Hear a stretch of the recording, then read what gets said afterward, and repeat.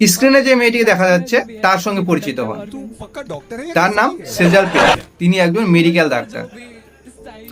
মেয়েটি একটি stand up comedy শোতে গিয়ে বলেন, যখন কেউ বডি ডোনেট করে তখন তার প্রাইভেট পার্ট কাটার সময় তারা হাসাহাসি করে। মানে বুঝতে পারছেন, ছেলেদের যে পেনিস সেটা ছোট না বড় সেটা দেখে তারা বান্ধবীরা মিলে হাসাহাসি করে, এবং সেটা একটা স্ট্যান্ড আপ কমেডি শোতে গিয়ে হাসতে হাসতে বলছে।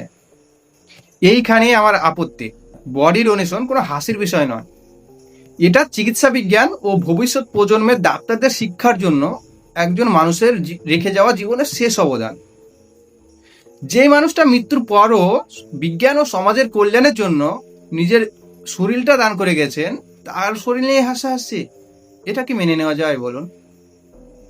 আরেকটি কথা ভেবে দেখুন, যদি ঘটনাটা উল্টো হতো, যদি এই মন্তব্যটা একজন পুরুষ ডাক্তার করতেন আর আলোচনার বিষয় হতো একজন নারী ডোনারের শরীর নিয়ে, তাহলে কি প্রতিক্রিয়াটা ঠিক একই থাকতো?